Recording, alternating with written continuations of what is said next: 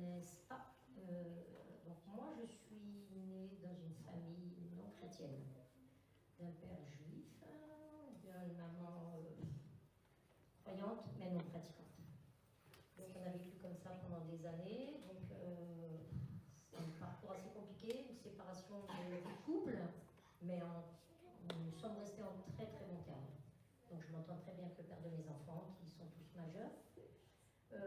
J'ai 3 petits-enfants aussi, donc en 2006, j'ai rencontré le Seigneur. J'ai mis Dieu à l'épreuve. J'avais besoin d'un service. Je croyais en Dieu, je savais qu'il existait, mais je ne marchais pas avec lui. Et donc, à ma grande surprise, j'ai mis Dieu à l'épreuve. Je lui ai dit, écoute, on me dit que tu es vivant, tu existes. Moi, écoute, j'ai besoin de toi. Si tu me rends ce service et puis que tu m'honores, moi, je te suivrai, je ferai ce que j'ai à faire avec toi. Et effectivement, une semaine après, j'ai eu tout ce que je voulais. Mais ça m'a mal oublié la prière. Par contre, ce que j'ai demandé à Dieu de me faire à la suite de cela, évidemment, comme j'ai pas tenu ma promesse, j'ai eu droit. Le retour n'était pas si bon. Voilà, mais bon, à la suite de cela, j'ai compris que Dieu était vivant. Et en 2006, j'habitais sur Gap, et donc une amie me parle de l'église évangélique. Donc, ok, elle me parle de l'église évangélique, je ne connais pas plus que ça, elle m'invite, j'y vais. Et le jour même, assis sur ma chaise, ça a été compliqué parce que bon, je regarde un petit peu tout le monde et il y a un appel qui est fait en disant il y a quelqu'un dans la salle qui veut se lever mais qui a peur du regard des autres. Je sens que je vais me lever mais je ne me lève pas. Je sens un truc qui me pousse. Ça a duré 10 minutes et j'ai vraiment senti une force qui m'a levée, qui m'a vraiment levée de ma chaise et je me suis avancée, évidemment, toute gênée, toute penaud et il se passe un truc, je suis partie à parler en langue pour la paix. Ils n'avaient jamais vu ça, parler en langue. Ça a duré des heures, la réunion ne finissait pas. Et je suis rentrée chez moi, je marchais à pied, je parlais encore en langue, je ne m'arrêtais plus. Et là, je croyais que je devenais folle, évidemment, mais bon, ce n'était pas le cas.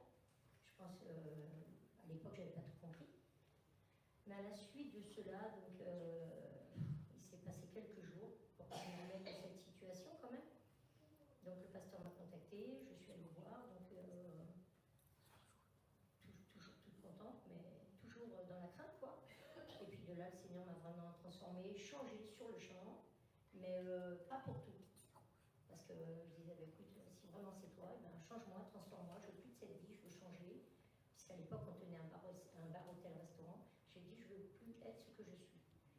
Et à la suite de cela, il se passe quelque chose que le Seigneur me fait comprendre que des choses vont changer, mais pas tout le temps. Au fur et à mesure, voilà. Donc, et dans le mois qui a suivi, donc voilà, je parlais en langue, en fait, le Seigneur m'avait tout donné. C'était compliqué de tout recevoir, des choses fortes en moins de 3 semaines. Et donc, dans la foulée, dans le mois qui a suivi, toute la famille est venue. Donc mes enfants, 3 de mes enfants, ma maman, donc tout le monde est venu.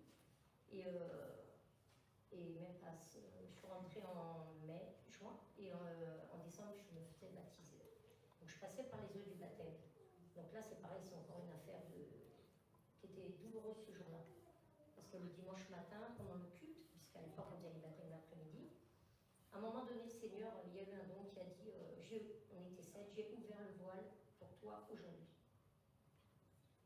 Et là, je suis tombée en pleurs parce que j'ai dit, Seigneur, pourquoi? Si on y sait pourquoi il y a le voile qui est ouvert que pour une personne. Et en fin de compte, effectivement, j'ai compris après parce que tous les autres ont quitté un petit peu, sont retournés dans le monde, sont repartis. Et donc après sont revenus, mais je pense qu'il est important, à la suite de cela, de comprendre que le cheminement avec Dieu ne va pas se faire en 30 secondes. Depuis, ça fait 19 ans. Et le cheminement se fait tranquillement, étape par étape. Et à chaque fois que j'ai voulu aller trop vite et de brûler des étapes, malheureusement, je me suis brûlé les ailes. Je parle pour quelqu'un ici parce que le Seigneur me l'a mis à cœur. Amen.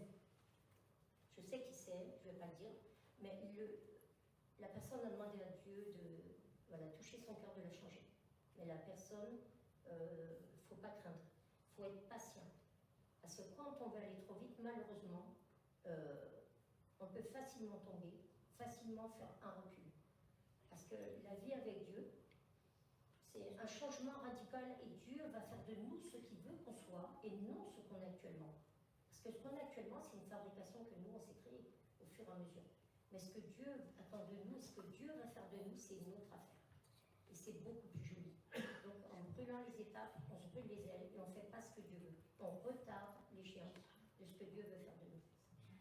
Donc il est important surtout de prendre note que le chemin avec Dieu, pour certains, ça va être plus rapide, pour d'autres, tu l'entends. Mais il faut se dire que Dieu est toujours présent. Dieu est toujours là. Tout ce que vous lui demandez, même si on ne le ressent pas, il est constamment présent. Dieu vous donnera une parole, que ce soit par un inconverti, ou par la parole, ou la pensée du jour le matin, ou par un chant, ou en se levant un matin et dire tiens, j'ai une pensée, je ne sais pas d'où elle vient, mais en fin de compte, c'est la première pensée, elle vient de Dieu. Mais le matin, moi j'ai appris quelque chose à Dieu, c'est tu te lèves, tu poses tes pieds par terre, et surtout tu me remercies d'être en vie, pour me louer, m'adorer, et de bénir cette journée, de bénir les amis qu'on va rencontrer, et surtout de pouvoir être en vie. Parce que si on est en vie, c'est parce que Dieu nous garde. Donc il est important chaque matin de se lever et de glorifier Dieu.